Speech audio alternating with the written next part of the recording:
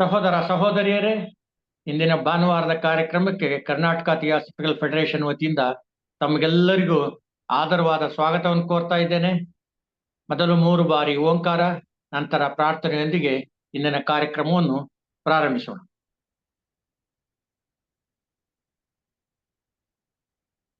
O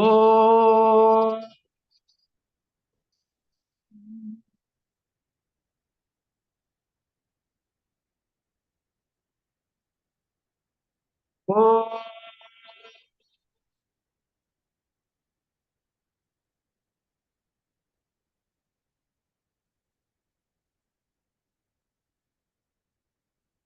O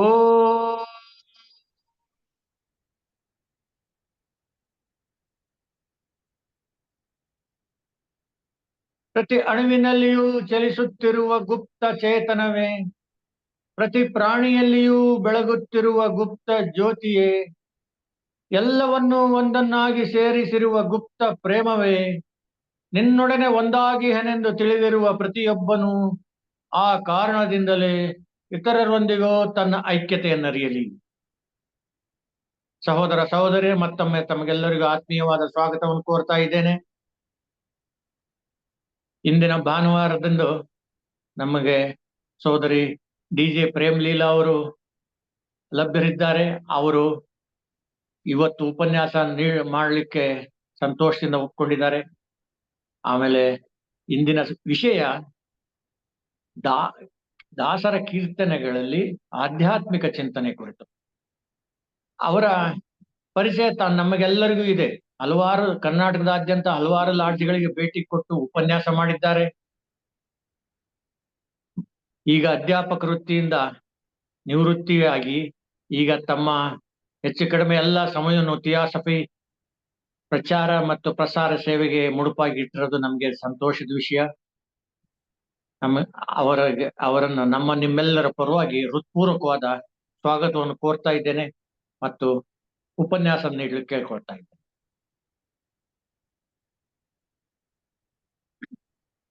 thank you sir. ಜೀವನ್ಮುಕ್ತ ಮಹಾಶಯರಿಗೆ ವಂದಿಸುತ್ತಾ, ಸೋದರರೇ ಹಾಗೂ ಸೋದರಿಯರೇ,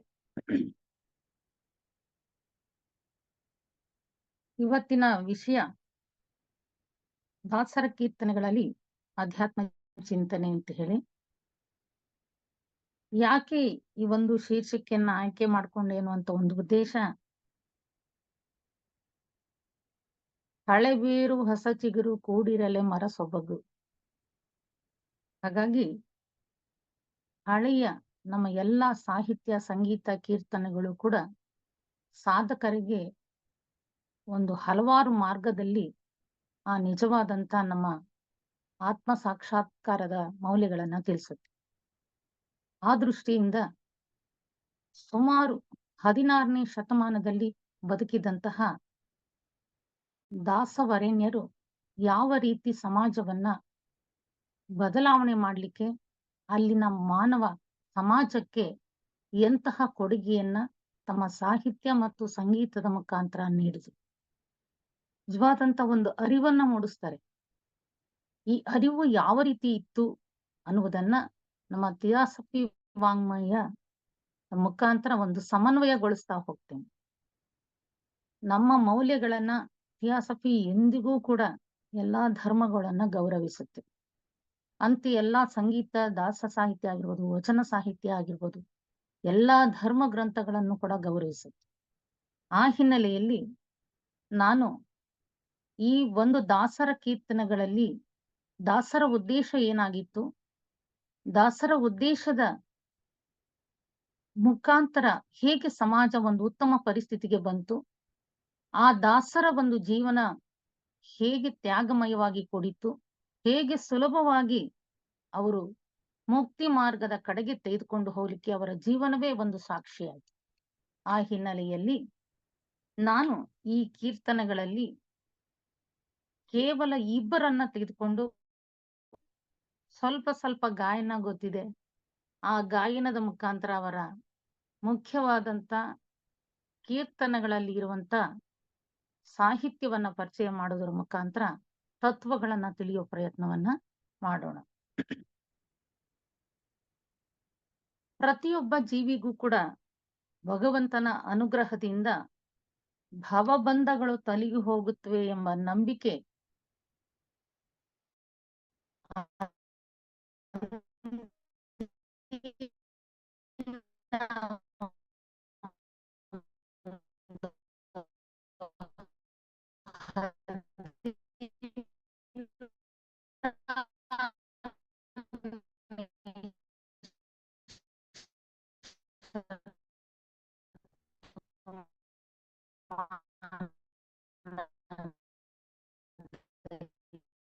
ಇದ್ದಂತೆ ಆ ಭವಬಂಧನದ ಅಂತನ ಒಂದು ಹಾರೈಕೆ ಮಾತ್ರ ಬೇಕು ಅಂತ ಹೇಳಿ ಕೂಡ 4 ಯುಗಗಳಲ್ಲೂ ಕೂಡ ಬರ್ತಾ ಇದೆ. ಸಾಧನೆ ಮಾಡದ ಹೊರಡೋದಿಲ್ಲ.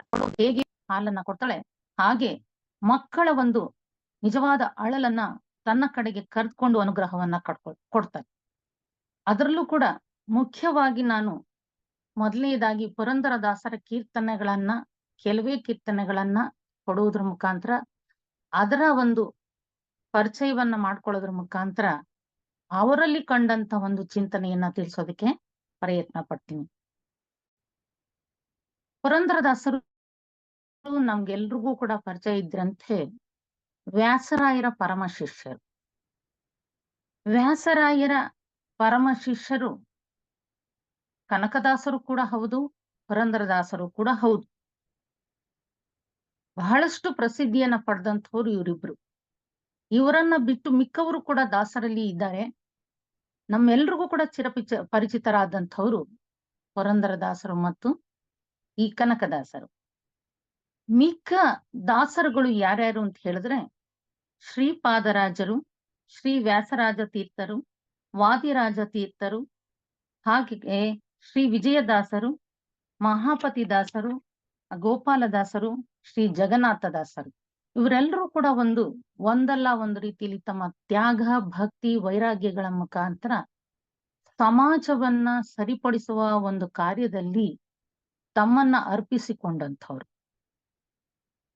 ಮೊದಲನೇದಾಗಿ ನಾನು ಪುರಂದರದಾಸರವನ್ನ ಪರಿಚಯ ಮಾಡೋದಕ್ಕೆ ಪ್ರಯತ್ನ ಪಡ್ತೀನಿ. ಪುರಂದರದಾಸರು ಒಂದ್ ಕಡೆ ಒಂದು ವ್ಯಾಖ್ಯಾನವನ್ನ ಕೊಡ್ತಾರೆ. ಧ್ಯಾನವು ಕೃತಯುಗದಲ್ಲಿ, ಯಜ್ಞಯಾಗವು ತ್ರೇತಾಯುಗದಲ್ಲಿ, ಅರ್ಚನೆ ದ್ವಾಪರ ಯುಗದಲ್ಲಿ, ಕೀರ್ತನೆ ಮಾತ್ರ ಕಲಿಯುಗದಲ್ಲಿ. ಮನುಷ್ಯನ ಮನಸ್ಸಿಗೆ ಮುದ ಕೊಡುವಂತಹ ಕೀರ್ತನೆಗಳ ಮುಖಾಂತರ ಪ್ರಯತ್ನ ಪಟ್ಟಿದ್ದು ಈ ಒಂದು ಹೇಳಿಕೆ ಸೂಕ್ತ ಅನ್ಸುತ್ತೆ. ಕೀರ್ತನೆಯನ್ನ ಹಾಡುವುದರ ಮುಖಾಂತರ ಮನುಷ್ಯನಲ್ಲಿರುವಂತ ದೋಷಗಳನ್ನ ತೀಡಿ ಒಂದು ಉತ್ತಮವಾದಂತ ಸಾಧನೆಯ ಕಡೆಗೆ ತೆಗೆದುಕೊಳ್ಳಕ್ಕೆ ಪ್ರಯತ್ನ ಪಡ್ತಾರೆ. ಪುರಂದರದಾಸರು ಹಿಂದಿನ ನಮ್ಮ ಸ್ಥಿತಿಯನ್ನ ತಿಳ್ಕೊಂಡಾಗ ಆ ಪುರಂದರದಾಸರೆಂದರೆ ದಾಸರಯ್ಯ. ನಿಜವಾದ ನವಕೋಟಿ ನಾರಾಯಣನಾದಂಥ ಆ ಪುರಂದರದಾಸರು ತನ್ನ ಹೆಂಡತಿಯ ಮುಖಾಂತರ ಒಂದು ವೈರಾಗ್ಯದ ಕಡೆಗೆ ಬರ್ತಾರೆ, ವೈರಾಗ್ಯದ ಕಡೆಗೆ ತಿರುಗ್ತಾರೆ. ವ್ಯಾಸರಾಯರ ಪರಮ ಶಿಷ್ಯರು. ಇವರು ಬರ್ದಿರುವಂತಹ ಕೀರ್ತನೆಗಳು, ಉಗಾಭೋಗ, ಸುಳಾದಿ ಇಷ್ಟನ್ನು ಕೂಡ ಕಾವ್ಯ ಗ್ರಂಥಗಳ ರೂಪದಲ್ಲಿ ಕೊಟ್ಟಿದ್ದಾರೆ. ಸುಮಾರು 4,75,000 ಕೃತಿಗಳು ನಮಗೆ ಲಭ್ಯವಾಗಿರೋ ಕೃತಿಗಳು ಅಂತ ಹೇಳ್ತಾರೆ. ಇಷ್ಟು ಕೃತಿಗಳ ಜೊತೆಗೆ ಅವರು ಮೊದಲನೇದಾಗಿ ಕೀರ್ತನೆಗಳಲ್ಲಿ ನಿಜವಾದಂತಹ ರೀತಿಯ ಏನನ್ನ ಕೊಡ್ಲಿಕ್ಕೆ ಹೊರಟಿದ್ರು ಅವತ್ತು ಭಕ್ತಿ, ಜ್ಞಾನ, ವೈರಾಗ್ಯವನ್ನ ಪರಿಚಯ ಮಾಡ್ಲಿಕ್ಕೆ ಹೊರಟು. ಕರ್ನಾಟಕ ಸಂಗೀತ ಪಿತಾಮಹ ಅನ್ನುವಂತ ಬಿರುದು ಬರ್ಲಿಕ್ಕೆ ಕಾರಣ ಅಷ್ಟು ಮನಸ್ಸುಗಳನ್ನ ಮುಟ್ಟು. ಸಂಗೀತಕ್ಕೆ ಒಬ್ಬ ನಿಜವಾದಂತ ಪಿತಾಮಹನಾಗಿ ಕಾಣಿಸ್ಕೊಂಡ್ರು 16ನೇ ಶತಮಾನದಲ್ಲಿ. ಅಂಥ ಒಂದು ಕೀರ್ತನೆಗಳು ಅವತ್ತು ತತ್ವಜ್ಞಾನವನ್ನ ನೀಡುವ ಮಟ್ಟಕ್ಕೆ ಹೊರಟು. ದಾಸರು ನಮ್ಮ ಸಾಧನೆಗಾಗಿ ಹೇಗೆ ಸಂಗೀತವನ್ನ ಅವತ್ತು ಒಂದು ಮಾಧ್ಯಮವನ್ನಾಗಿ ತೆಗೆದುಕೊಂಡ್ರು. ನಮ್ಗೆಲ್ರಿಗೂ ಪರಿಚಯ ಇದೆ, ನಾವೆಲ್ಲ ಸಾಧನೆ ಮಾಡ್ಬೇಕಾದ್ದು ಈ ಮರ್ತ್ಯಲೋಕದಲ್ಲಿ. ಮರ್ತ್ಯಲೋಕ ಅನ್ನುವುದು ಕರ್ತಾನರ ಕಮ್ಮಟವಯ್ಯ ಅಂತ ಹೇಳಿದ್ದ ನಮ್ಮ ಬಸವಣ್ಣವರ ಹೇಳಿಕೆಯಂತೆ ನಮ್ಮ ಸಾಧನೆ, ನಮ್ಮ ಪರಮ ಉದ್ದೇಶ ಸಾಧನೆ ನಿಜವಾದಂತ ಆ ಆತ್ಮ ಸಾಕ್ಷಾರದ ಒಂದು ಸಾಧನೆ ಇಲ್ಲೇ ಅನ್ನೋದು ನಮ್ಗೆಲ್ರಿಗೂ ಪರಿಚಯ ಆಗಿದೆ. ಆ ಹಿನ್ನೆಲೆಯಲ್ಲಿ ಆ ಆತ್ಮ ಸಾಕ್ಷಾತ್ಕಾರಕ್ಕೆ ಎಷ್ಟೆಲ್ಲಾ ಜನ್ಮಗಳಿಂದ ನಾವು ಸಾಧನೆಯನ್ನ ಮಾಡ್ತಾನೆ ಇದೀವಿ. ಜೀವನ್ಮುಕ್ತಿ ಪದವಿಯನ್ನ ನಾವೆಲ್ಲರೂ ಕೂಡ ಹೊಂದಬೇಕು ಅಂದ್ರೆ ಪರಮಾತ್ಮನ ಕಡೆಗೆ ನಮ್ಮ ಮನಸ್ಸು ದೃಷ್ಟೀಕರಿಸಬೇಕು. ಪ್ರತಿಯೊಬ್ಬನೂ ಕೂಡ ಒಂದೊಂದು ಮಾರ್ಗದಲ್ಲಿ ಸಾಧನೆಯನ್ನ ಮಾಡ್ತಾನೆ. ಆ ಒಂದೊಂದು ಸಾಧನೆ ನಮ್ಮ ಭಗವದ್ಗೀತೆ ಆಗಿರ್ಬೋದು ಅಥವಾ ದಾಸ ಸಾಹಿತ್ಯವೇ ಆಗದು ಹೇಳುವಂಥದ್ದು ಭಕ್ತಿ ಜ್ಞಾನ ವೈರಾಗ್ಯದ ಮೂಲಕ ಆ ಪರಮಾತ್ಮನ ಸಾನ್ನಿಧ್ಯವನ್ನ ತಲುಪಬಹುದು ಅಂತ ಹೇಳಿ. ಅಶಾಶ್ವತವಾದಂತಹ ಲೌಕಿಕ ಜೀವನ ನಶ್ವರ ಎನ್ನುವುದನ್ನ ಭಕ್ತಿ ಮಾರ್ಗದ ಮುಖಾಂತರ ನಮ್ಗೆ ತಿಳಿಸೋದಕ್ಕೆ ಪ್ರಯತ್ನ ಪಡ್ತಾರೆ ಅವತ್ತಿನ ಒಂದು ಸಂದರ್ಭ 16ನೇ ಶತಮಾನ. ವೈರಾಗ್ಯದ ಮೂಲಕ ನಿರ್ಲಿಪ್ತವಾದಂತ ಜೀವನವನ್ನ ತಿಳಿಸೋದ್ರ ಮುಖಾಂತರ ಭಗವಂತನನ್ನ ನಾವು ಸೇರಬಹುದು. ಹೇಗೆ ನಾವೆಲ್ಲರೂ ಕೂಡ ಈ ಭವಸಾಗರದಲ್ಲಿ ಲೌಕಿಕ ಜೀವನದಲ್ಲಿ ಸಿಲುಕಿಕೊಂಡು ನಮ್ಮ ಶಾಶ್ವತವಾದಂತಹ ಆ ಮಾನವಾತೀತ ಸ್ಥಿತಿಯನ್ನ ಮರ್ತು ಸಿಗಾಕೊಂಡ್ಬಿಡ್ತೀವಿ, ಬಂಧನಕ್ಕೆ ಒಳಗಾಗಿ. ಹಾಗಾಗಿ ಆ ಬಿಡುಗಡೆಯನ್ನ ಹೇಗೆ ಪಡಿಬಹುದು ಅನ್ನೋದನ್ನ ಭಕ್ತಿಯ ಆರಾಧನೆಯನ್ನ ಮಾಡುವುದರ ಮುಖಾಂತರ, ಸಂಗೀತದ ಕೀರ್ತನೆಗಳನ್ನ ತಿಳಿಸೋದ್ರ ಮುಖಾಂತರ ಪ್ರಯತ್ನವನ್ನ ಪಡ್ತಾರೆ. ಅದರಲ್ಲಿ ನಾನು ಪುರಂದರದಾಸರ 2 ಕೀರ್ತನೆಗಳನ್ನ ಸ್ವಲ್ಪ ಮಟ್ಟಿಗೆ ಹಾಡೋದ್ರ ಮುಖಾಂತರ ಅದರಲ್ಲಿರುವಂತ ವಿಚಾರಗಳನ್ನ ತತ್ವಗಳನ್ನ ತಿಳಿಯೋದ್ರ ಮುಖಾಂತರ ಹೇಗೆ ಸ್ವಜ್ಞಾನದ ಅರಿವನ್ನ ಮೂಡಿಸ್ತಾ ಇದ್ದಾರೆ. ಆ ದಿನವೂ ಕೂಡ ಬೇರೆಯ ರೂಪದಲ್ಲಿ ಜ್ಞಾನವನ್ನ ಹಂಚುವ ಕಾರ್ಯ ನಡೆದಿದೆ. ಭಕ್ತಿಯ ಮುಖಾಂತರ ಜ್ಞಾನದ ಅರಿವನ್ನ ಕೊಡ್ತಾ ಇದ್ದಾರೆ. ವೈರಾಗ್ಯದ ಒಂದು ಕಲ್ಪನೆಯನ್ನ ಕೊಟ್ಟು ನಿಜವಾದ ಸ್ವಜ್ಞಾನದ ಅರಿವನ್ನ ಮೂಡಿಸೋದಕ್ಕೆ ಪ್ರಯತ್ನ ಪಟ್ಟವರು ದಾಸರು. ಅಂತಹ ಒಂದು 2 ಕೀರ್ತನೆಗಳನ್ನ, ಹಾಗೆ ಅಂತೆಯೇ ನಾವು ಲೌಕಿಕ ಬಂಧನದಲ್ಲಿ ಎಷ್ಟೆಲ್ಲಾ ಮೋಹಗಳಿಗೆ ಒಳಗಾಗಿದ್ವಿ, ಆ ಪಾಶ ಶಾಶ್ವತವಾದುದು ಅನ್ನುವಂತ ಅರಿವನ್ನ ನಮ್ಗೆ ತಿಳಿಸ್ಕೊಡ್ತಾ ಯಾವುದು ಮುಖ್ಯ ಅನ್ನೋದನ್ನ ತಿಳಿಸ್ತಾ ಹೋಗ್ತಾರೆ. ಒಂದು, ನಮ್ಮ ಮಾನವನ ಜನ್ಮ ಎಷ್ಟು ಸಾರ್ಥಕವನ್ನ ಪಡ್ಕೊಳ್ಬೇಕು, ಎಷ್ಟು ದೊಡ್ಡದು ಅನ್ನುವುದನ್ನ ಒಂದು ಕೀರ್ತನೆಯಲ್ಲಿ ಅವರು ಹೇಳ್ತಾ ಹೋಗ್ತಾರೆ. ಮಾನವ ಜನ್ಮ ದೊಡ್ಡದು, ಇದ ಹಾನಿ ಮಾಡಲು ಬೇಡಿ ಹುಚ್ಚಪಗಳೀರ. ಮಾನವ ಜನ್ಮ ದೊಡ್ಡದು, ಇದ ಹಾನಿ ಮಾಡಲು ಬೇಡಿ ಹುಚ್ಚಪಗಳೀರ. ಕಣ್ಣು ಕೈ ಕಾಲ್ ಕಿವಿ ನಾಲಿಗೆ ಇರಲಿಕ್ಕೆ ಮಣ್ಣು ಮುಕ್ಕಿ ಮರುಳಾಗುವರೆ. ಹೆಣ್ಣು ಮಣ್ಣಿಗಾಗಿ ಹರಿಯನ ಮಾರುತ ಉಣ್ಣದೆ ಉಪವಾಸ ಇರುವರೆ ಕೋಡಿ. ಮಾನವ ಜನ್ಮ ದೊಡ್ಡದು, ಇದ ಹಾನಿ ಮಾಡಲು ಬೇಡಿ ಹುಚ್ಚಪಗಳೀರ. ನೋಡಿ, ಪ್ರಾರಂಭದಲ್ಲೇ ನಮ್ಮ ನಿಜವಾದಂತಹ ವ್ಯರ್ಥವಾಗಿ ಕಳೀತಾ ಇರುವಂತ ಜನರನ್ನ ಕುರಿತು ಒಂದು ಅರಿವನ್ನ ಮೂಡಿಸ್ತಾ ಇದ್ದಾರೆ. ಇವತ್ತಿನ ಸಂದರ್ಭಕ್ಕೂ ಕೂಡ ಸಾರ್ವಕಾಲಿಕ ಸತ್ಯವನ್ನ ತಿಳಿಸುತ್ತೆ ಈ ದಾಸ ಸಾಹಿತ್ಯ. ಅವರ ಕೀರ್ತನೆಗಳು ಹಾಡುವುದರ ಮುಖಾಂತರ ಆಕರ್ಷಣೆಯನ್ನ ಮಾಡ್ತಾ ಇತ್ತು. ಜನರನ್ನ ಸೆಳೆಯುವಂತಹ ಒಂದು ಶಕ್ತಿ ಅವರಲ್ಲಿ ಆ ಭಕ್ತಿಯ ಮುಖಾಂತರ ತಿಳಿಸ್ತಾರೆ. ಪರಮಾತ್ಮನ ಒಂದು ಭಜನೆಯ ಮುಖಾಂತರ ಅವನ ಕಡೆ ಸೆಳೆದು ಉತ್ತಮವಾದಂತಹ ಒಂದು ಗುಣಗಳನ್ನ ಪಡ್ಕೊಳ್ಳಿ ಅನ್ನೋದು ಅವರ ಉದ್ದೇಶ ಆಗಿತ್ತು. ಹಾಗಾಗಿ ನಮ್ಮಲ್ಲಿ ಇಂದ್ರಿಯಗಳು ಇದೆ. ಆ ಇಂದ್ರಿಯಗಳನ್ನ ಹೇಗೆ ಸದ್ಬಳಕೆ ಮಾಡ್ಕೋಬೇಕು, ಇರೋದನ್ನ ವ್ಯರ್ಥ ಮಾಡ್ಕೊಳ್ಬೇಡಿ. ಅಶಾಶ್ವತವಾದಂತಹ ಈ ಲೋಕಕ್ಕೆ ನಿಮ್ಮನ್ನ ಹೊಂದಿಸ್ಕೊಂಡು ಅದರ ಲೋಲುಪ್ತತೆಯಲ್ಲಿ ಕಳಿಬೇಡಿ. ಕೇವಲ ಆ ಹೆಣ್ಣು ಮಣ್ಣಿಗಾಗಿ ಮಾಯೆಯ ಒಳಗೆ ಸಿಗಾಕೊಂಡು ನಿಜವಾದಂತ ಆ ಶಾಶ್ವತವಾದಂತ ಪರಮಾತ್ಮನಿಗೆ ಉಪವಾಸವನ್ನ ಹಾಕ್ತೀವಿ. ಹಾಗಾಗಿ ಅದರ ಕಡೆ ಒಂದು ತಿಳುವಳಿಕೆಯನ್ನ ಹೊಂದಿ ಎನ್ನೋದು ಇವರ ಅರಿವನ್ನ ಮೂಡಿಸುವ ಅಂದಿನ ಒಂದು ಸಾಹಿತ್ಯ. ಹಾಗೆ ಮುಂದುವರಿಸ್ತಾ ಅವರು ಹೇಳೋದು, ಏನು ಕಾರಣ ಯದುಪತಿಯನ್ನು ಮರೆತೀರಿ, ಧನ ಧಾನ್ಯ ಸತಿ ಸುತರು ಕಾಯುವರೆ, ಇನ್ನಾದರೂ ಏಕೋ ಭಾವದಿ ಭಜಿಸಿರೋ, ಚೆನ್ನ ಶ್ರೀ ಪುರಂದರ ವಿಠಲರಾಯನ, ಮಾನವ ಜನ್ಮ ದೊಡ್ಡದು, ಇದ ಹಾನಿ ಮಾಡಲು ಬೇಡಿ ಹುಚ್ಚಪಗಳಿರ. ಪ್ರಸ್ತುತ ಇವತ್ತು ಕೂಡ ನಾವು ಎಷ್ಟೋ ನಮ್ಮ ಉದ್ದೇಶವನ್ನ ಅರ್ತಿಲ್ಲ. ಆ ಉದ್ದೇಶವನ್ನು ಕೂಡ ಅರಿಯದೆ ನಮ್ಮ ಗೊತ್ತು ಗುರಿ ಇಲ್ಲದಂತೆ ಜೀವನವನ್ನ ವ್ಯರ್ಥ ಮಾಡ್ಕೊಳ್ತಾ ಇದೀವಿ. ನಿಜವಾಗ್ಲೂ ಕೂಡ ಕಾರಣವಿಲ್ಲದೆ ನಿಜವಾದಂತ ನಿಮ್ಮ ಜೀವನದ ಉದ್ದೇಶವನ್ನ ತಿಳಿಯದೆ ನಿಮ್ಮ ಜೀವಿತವನ್ನ ವ್ಯರ್ಥ ಮಾಡ್ಕೊಂಡಿದ್ದೀರಾ. ಎಂದಿಗೂ ಅಶಾಶ್ವತವಾದಂಥ ನಿಮ್ಮ ಸತಿಸುತರು ಶಾಶ್ವತವಾಗಿ ನಿಮ್ ಜೊತೆ ಬರ್ತಾರ? ನೀವು ಸಂಪಾದಿಸಿದಂತ ಸಂಪತ್ತು ನಿಮ್ಮ ಬಳಿ ಬರ್ತದ? ಇನ್ನಾದ್ರೂ ಕೂಡ ನೀವು ಒಂದು ತಿಳುವಳಿಕೆಯನ್ನ ಅರಿವನ್ನ ಪಡ್ಕೊಳ್ಳಿ.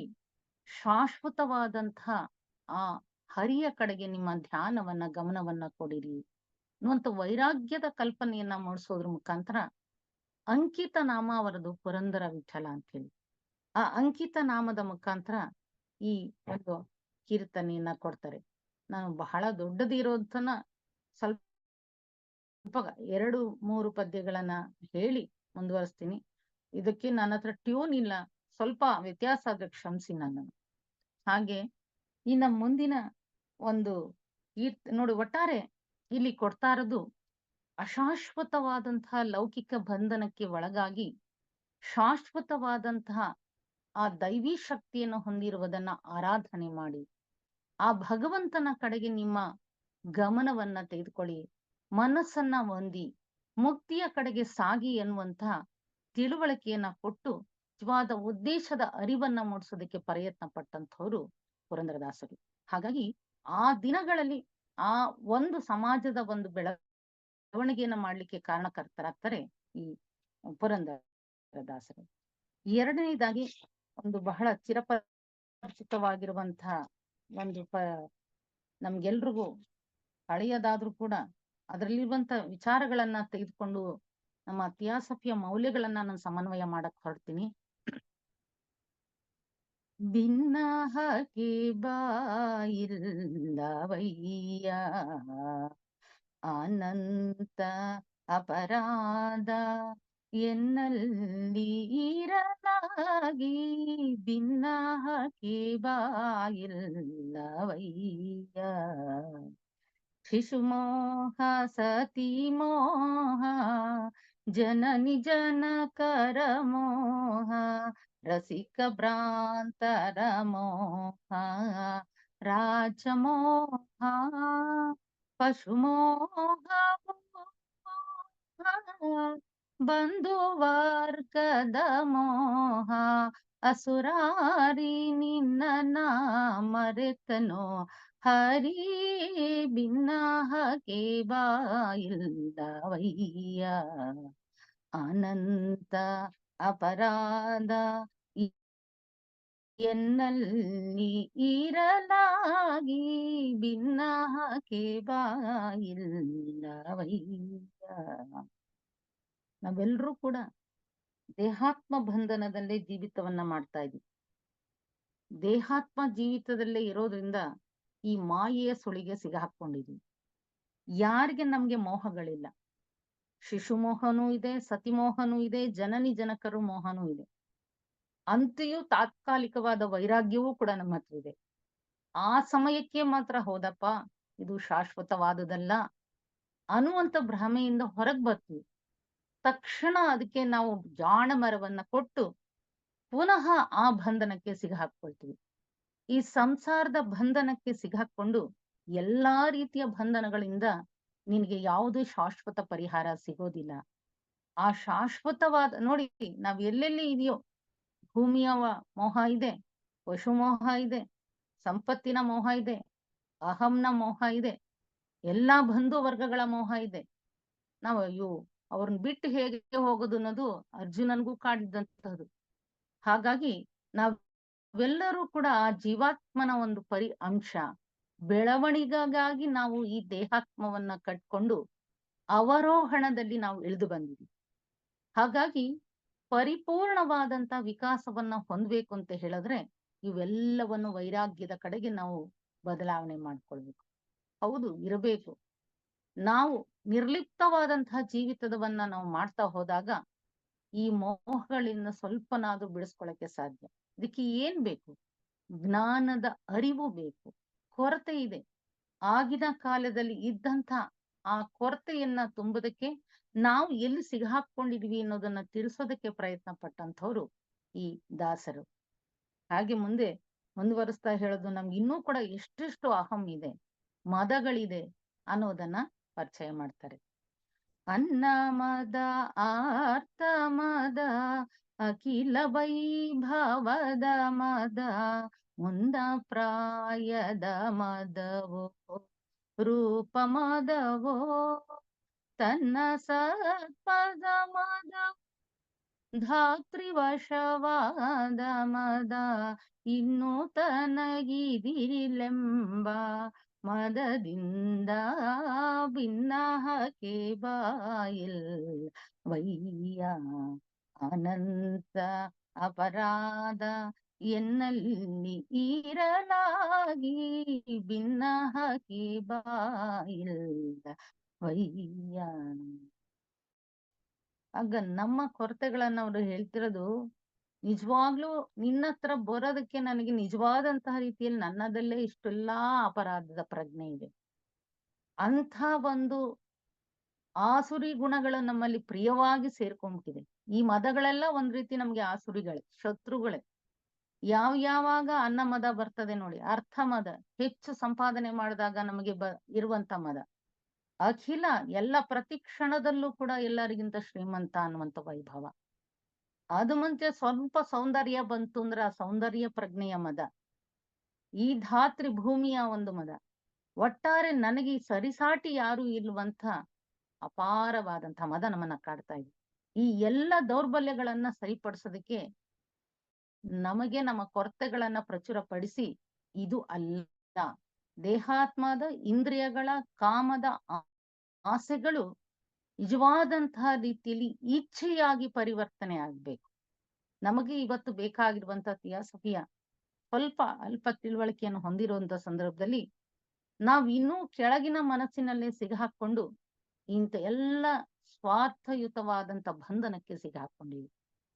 ಈ ಮದಗಳಿಂದ ನಾವು ಬಿಡುಗಡೆಯನ್ನ ಹೊಂದಬೇಕು ಅಂತ ಹೋದ್ರೆ ನಾವು ಪ್ರಬಲವಾದಂತ ಅರೂಪ ಮನಸ್ಸಿನ ಗುಣಗಳನ್ನ ಹೊಂದಬೇಕು. ಅದೇ ಇಚ್ಛೆ. ಆಸೆ ಇಚ್ಛೆಯಾಗಿ ಪರಿವರ್ತನೆಯಾದ್ರೆ, ನಿಜವಾದಂತ ನಮ್ಮ ಸ್ವಾರ್ಥ ನಿಸ್ವಾರ್ಥವಾಗಿ ಪರಿವರ್ತನೆಯಾದ್ರೆ ಹೇಗೆ ನಿಜವಾದಂತಹ ರೀತಿಯಲ್ಲಿ ನಮ್ಮಲ್ಲಿ ಬದಲಾವಣೆ ತರುತ್ತೆ? ಆಗ ನಮ್ಮ ಶಾಶ್ವತವಾದಂತ ಗುಣ ನಮಗೆ ಪರಿಚಯ ಆಗ್ತದೆ.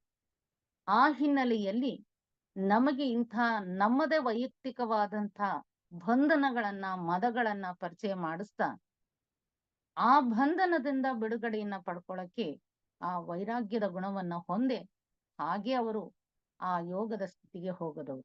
ವೈರಾಗ್ಯದ ಮುಖಾಂತರ ಅವರು ಇವಾಗ ಎಂಥ ಶ್ರೀಮಂತಿಕೆಯಲ್ಲಿ ಇದ್ದಂತ ಪುರಂದರದಾಸರು ಕೇವಲ ಆ ತಾಯಿಯ ಹೆಂಡತಿಯ ಒಂದು ಮೂಗುಬಟ್ಟಿನಿಂದ ವೈರಾಗ್ಯದ ಕಲ್ಪನೆಯನ್ನ ಪಡ್ಕೊಳ್ತಾರೆ. ಸಕಲವನ್ನೂ ಕೂಡ ಅವರು ಬಿಡಿಸ್ಕೊಳ್ತಾರೆ. ಹೇಗೆ ಮುಕ್ತಿಯನ್ನ ಪಡ್ಕೊಳ್ತಾ ಹೋಗ್ತಾರೆ. ಹಾಗೆ ಇವೆಲ್ಲ ಬಂಧನಗಳು ನಮ್ಗೆ ನಿಜವಾದಂತ ಮುಕ್ತಿಯನ್ನ ಕೊಡೋದಿಲ್ಲ. ವಿಕಾಸದ ಹಂತದಲ್ಲಿ ಅಗತ್ಯ ಇದೆ. ಆದ್ರೆ ಆ ಮದಗಳಿಂದ ನಾವು ಇಚ್ಛೆಯಾಗಿ ಭಗವಂತನ ಪ್ರೇರಣೆಯಲ್ಲಿ ಇದ್ದಿದ್ದೇ ಆದ್ರೆ ನಿಜವಾದಂತ ಬೆಳವಣಿಗೆ, ಆ ಜೀವಾತ್ಮನ ಮಾತುಗಳು ನಮ್ಗೆ ಕೇಳಿಸ್ಕೊಳ್ಳಕ್ಕೆ ಸಾಧ್ಯವಾಗುತ್ತೆ. ಆ ಹಿನ್ನೆಲೆಯಲ್ಲಿ ಈ ಪದಗಳನ್ನ ನಮ್ಗೆ ಕೊಟ್ಟಿದ್ದಾರೆ ಅಂತ ಅನ್ಸುತ್ತೆ ನಂಗೆ.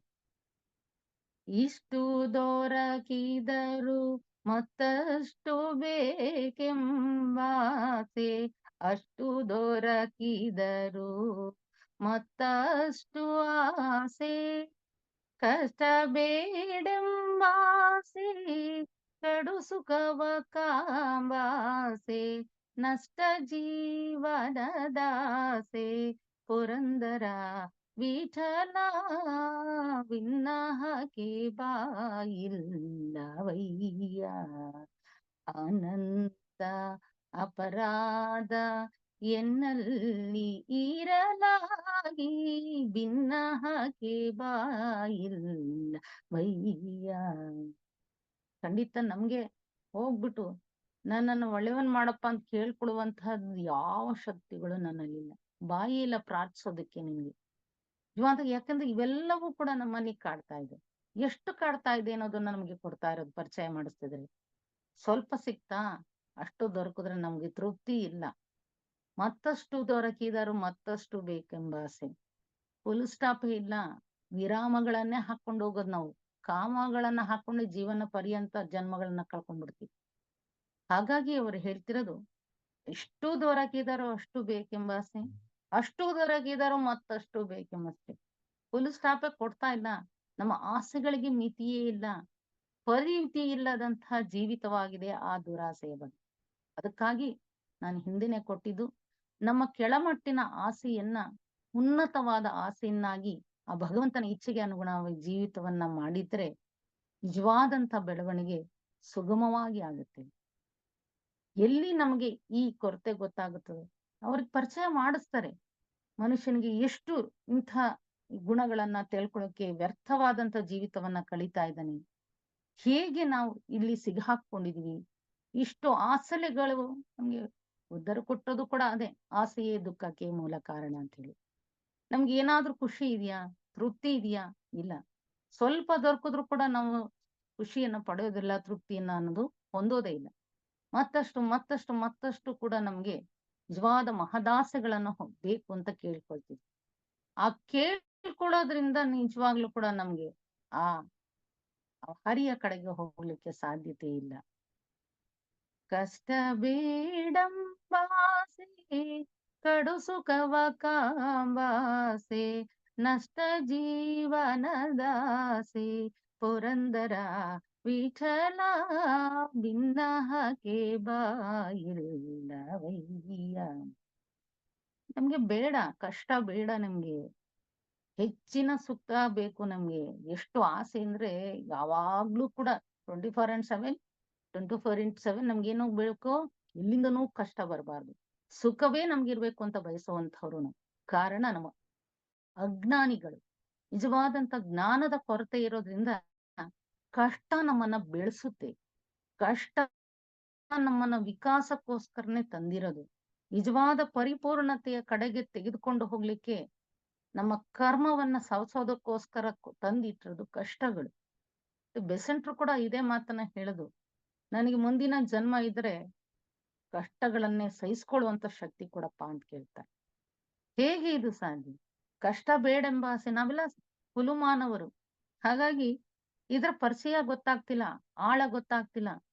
ಸುಖದಲ್ಲಿ ಬೆಳೆದಷ್ಟು ಕಷ್ಟದಲ್ಲಿ ಮತ್ತಷ್ಟು ಎತ್ತರವಾಗಿ ಬೆಳಿತೀವಿ. ಏನೇನು ಕೂಡ ಸುಖ ನಮ್ಗೆ ಒಂದು ಟೆಂಪ್ರವರಿ, ಅಶಾಶ್ವತವಾದಂತ ಖುಷಿಯನ್ನ ಕೊಡುತ್ತೆ. ಆದ್ರೆ ಕಷ್ಟ ಮುಂದಿನ ಇನ್ನಷ್ಟು ಕಷ್ಟಗಳನ್ನ ಸಹಿಸ್ಕೊಳ್ಳುವಂತ ಶಕ್ತಿಯನ್ನ ದಯಪಾಲಿಸುತ್ತೆ. ಅದು ನಮಗೆ ಮುಂದೆ ಬೇಕಾಗಿರುವಂಥದ್ದು. ಇವೆಲ್ಲ ಕೊರತೆಗಳು ನಿನ್ನಲ್ಲಿ ಇದೆ. ಕಷ್ಟ ಬೇಕು ಬೇಡ ಅನ್ನುವುದರನ್ನ ಬಿಟ್ಟು ನಿಜವಾದಂತ ಆ ದೇವರ ಮೊರೆ ಹೋಗುವಂತ ರೀತಿಯಲ್ಲಿ ಎರಡೂ ಬೇಕು ನಮ್ಗೆ. ಕಷ್ಟಗಳೂ ಕೂಡ ಪೂರಕವಾಗ್ಬೇಕು, ಸುಖವೂ ಕೂಡ. ಎರಡೂ ಕೂಡ ನಮ್ಗೆ ಹೇಳುದು, ಸುಖ ಬಂದಾಗ ನಾವು ಹೇಗೆ ಮೋಹಕ್ಕೆ ಒಳಗಾಗ್ತೀವಿ, ಕಷ್ಟ ಬಂದಾಗ ದೂರ ಸರಿತೀವಿ. ಇವೆರಡೂ ಕೂಡ ನಿರ್ಲಿಪ್ತವಾಗಿ ವೈರಾಗ್ಯದ ಕಡೆಗೆ ಹೊರಟ್ರೆ ಆ ಭಗವಂತನ ಹತ್ತಿರಕ್ಕೆ ಹೋಗ್ತೀವಿ ಅನ್ನುವಂತ ತಿಳುವಳಿಕೆಯನ್ನ ಜೀವನದಲ್ಲಿ ಮೂಡಿಸೋಕೆ ಪ್ರಯತ್ನವನ್ನ ಪಟ್ಟಂತಹ ಆ 2ನೇ ಕೀರ್ತನೆ. ಇನ್ನ ನಾನು ಕನಕದಾಸರ 2 ಕೀರ್ತನೆಗಳನ್ನ ಅವಲೋಕನ ಮಾಡೋದಕ್ಕೆ ಪ್ರಯತ್ನ ಪಡ್ತೀನಿ. ಕನಕದಾಸರು ನಮ್ಗೆ ಬಹಳ ದೊಡ್ಡ ವ್ಯಕ್ತಿ.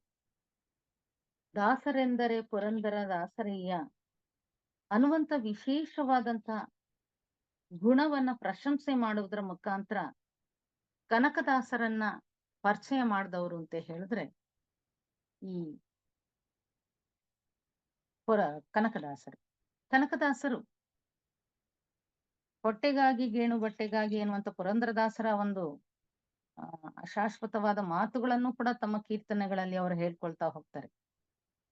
ಈ ದಾಸರು ನಮ್ಮಲ್ಲಿರುವಂತ ಉನ್ನತ ಮಟ್ಟದ ಪ್ರಜ್ಞೆಯನ್ನ ಬೆಳೆಸೋದಕ್ಕೆ ಪ್ರಯತ್ನ ಪಡ್ತಾರೆ.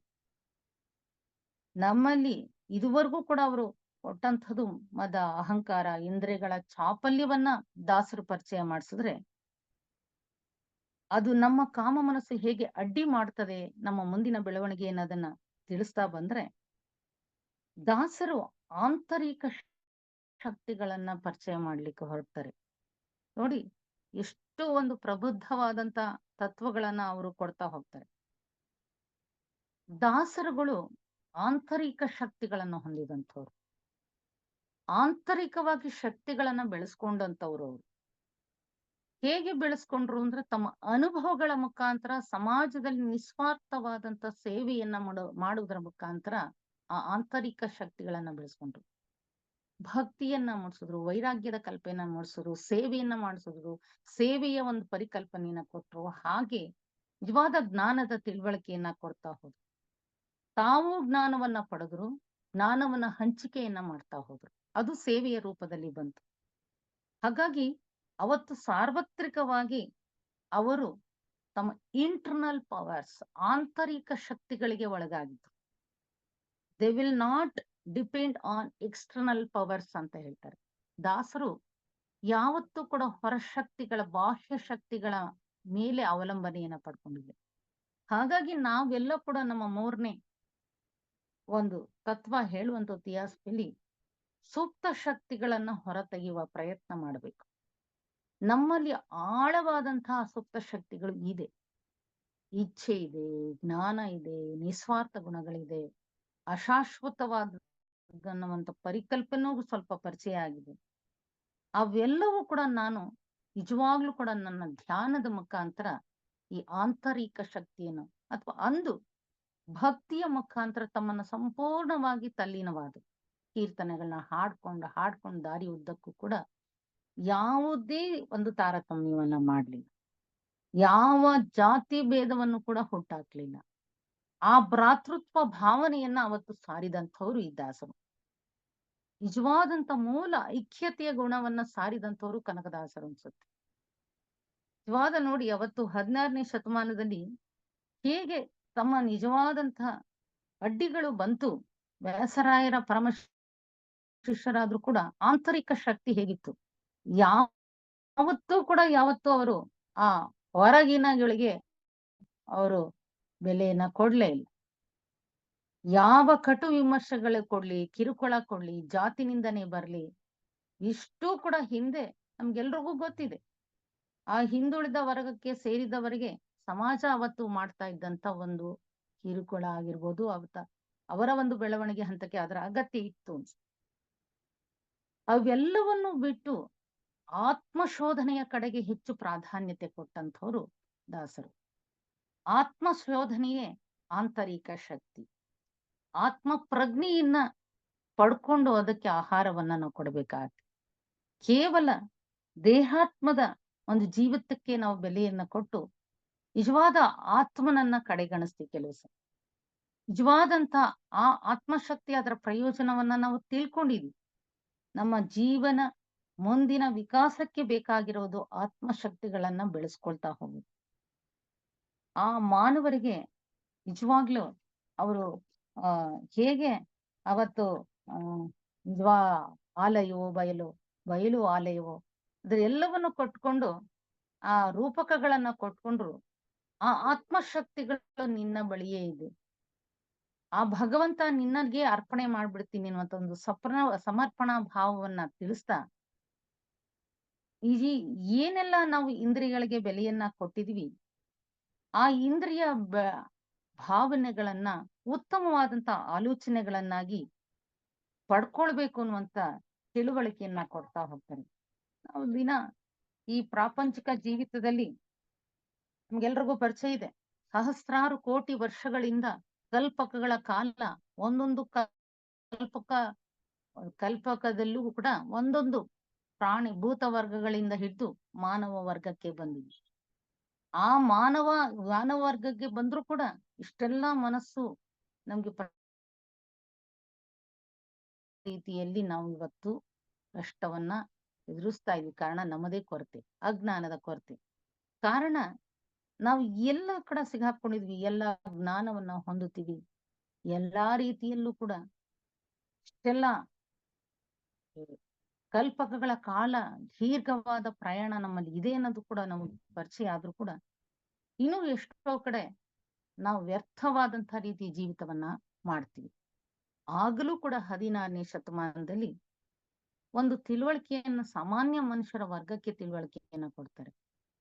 ಭಕ್ತಿಯ ಮುಖಾಂತರ ನಿಜವಾದ ಆತ್ಮ ಪ್ರಜ್ಞೆಯನ್ನ ಮೂಡಿಸೋದಕ್ಕೆ ಪ್ರಯತ್ನ ಪಟ್ಟ ಒಂದು ಕೀರ್ತನೆಯನ್ನ ತಿಳಿಸೋದಕ್ಕೆ ಪ್ರಯತ್ನ ಪಡ್ತೀನಿ. ಆ ಕೀರ್ತನೆ ನಮಗೂ ಕೂಡ ಇವತ್ತು ಸೂಕ್ತ ಆಗುತ್ತೆ. ಎಷ್ಟೆಲ್ಲಾ ರೀತಿಯನ್ನು ಇದ್ರೂ ಕೂಡ ನಾವು ಮುಂದಿನ ಮಾರ್ಗಕ್ಕೆ, ಜ್ಞಾನ ಮಾರ್ಗಕ್ಕೆ ಹೋಗದೆ ಇನ್ನೂ ಕೂಡ ಸಂಶಯವನ್ನ ಹೊಂದುತ್ತಾ ಇದ್ವಿ. ಎಲ್ಲವೂ ಕೂಡ ಮುಖ್ಯವೇ, ಆದ್ರೆ ಅಲ್ಲೇ ನಿಂತ್ಕೊಳ್ಬಾರ್ದು. ಮುಂದೆ ಬೆಳವಣಿಗೆಗೆ ಬೇಕಾದಂತಹ ರೀತಿಯ ಮಾರ್ಗದ ಕಡೆಗೆ ನಾವು ಆತ್ಮ ಪ್ರಜ್ಞೆಯನ್ನ ಬೆಳೆಸ್ಕೊಳ್ತಾ ಹೋಗ್ಬೇಕು. ಕರ್ಮ, ಭಕ್ತಿ, ವೈರಾಗ್ಯ ಆದ ತಕ್ಷಣ ಜ್ಞಾನದ ಅರಿವನ್ನ ನಾವು ಪಡ್ಕೊಳ್ಬೇಕಾಗ್ತದೆ. ಆ ಜ್ಞಾನದ ವರವನ್ನ ಪ್ರಜ್ಞೆಯನ್ನ ಮೂಡಿಸೋದಕ್ಕೆ ಪ್ರಯತ್ನ ಪಟ್ಟಂಥವ್ರು ಕನಕದಾಸರು. ಹಾಗಾಗಿ ಅವರು ಅವತ್ತೇ ನೋಡಿ ಆ ಉಡುಪಿಯ ಕ್ಷೇತ್ರಕ್ಕೆ ಹೋಗಿ ಆ ಹೋರಾಟಗಳ ನಡುವೆ ದೇವರನ್ನ ದರ್ಶನ ಮಾಡ್ಕೊಳ್ತಾರೆ. ಅದು ಅವರಲ್ಲಿ ಇದ್ದಂತ ಒಂದು ಇಚ್ಛೆ. ಆ ಇಚ್ಛೆ ಅವರಿಗೆ ದರ್ಶನವನ್ನ ಕೊಡ್ತಾರೆ. ನಮ್ಗೆ ಇಲ್ಲಿ ಕೊಡುವಂತ ಒಂದು ಕೀರ್ತನೆಯ ಅರಿವು ಏನು ಅಂತ ಹೇಳಿದ್ರೆ, ಸಾಕಷ್ಟು ವರ್ಷಗಳಿಂದ ನೀನು ಈ ಶರೀರವನ್ನ, ಜನ್ಮಗಳನ್ನ ತೆಗೆದುಕೊಂಡು ಪುನರ್ಜನ್ಮ ಚಕ್ರಕ್ಕೆ ಸಿಗಾಕೊಳ್ತಾನೆ ಇಲ್ಲ. ಆದ್ರೂ ಕೂಡ ನಿನ್ಗೆ ಏನಾದ್ರೂ ಕೂಡ ಬದಲಾವಣೆ ಅನ್ನೋದು ಸಿಕ್ಕಿದ್ಯಾ, ಪರಿವರ್ತನೆ ಆಗಿದ್ಯಾ ಅನ್ನುವಂತ ಒಂದು ಪ್ರಜ್ಞೆಯನ್ನ ಮೂಡಿಸ್ತಾ ಇದೆ.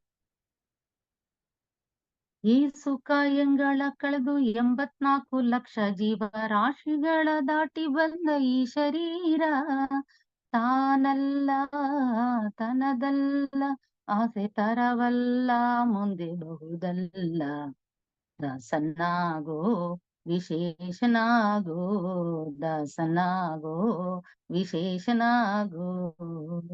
ನೋಡಿ, ಪ್ರಾರಂಭದಲ್ಲೇ ನಮ್ಮ ಕಲ್ಪಕಗಳ ಮುಖಾಂತರ ಆ ಮಾತುಗಳನ್ನ ಅವರು 84 ಲಕ್ಷ ಜೀವರಾಶಿಗಳ ಮುಖಾಂತರ ನೀನು ದಾಟಿ ಬಂದಿದೀಯ. ಅಷ್ಟೆಲ್ಲಾ ವಿಕಾಸದ ಒಂದು ಸಂಸ್ಕರಣೆ ಯೋಜನೆಯಲ್ಲಿ ನೀನು ಮುಂದುವರೆದು ಬಂದಿದೀಯಲ್ಲ, ಆದ್ರೂ ಕೂಡ ನೀನು ಇನ್ನೂ ಕೂಡ ಆಸೆ ಅನ್ನೋದು ಇನ್ನೂ ಇಟ್ಕೊಂಡಿದೆಯಲ್ಲ.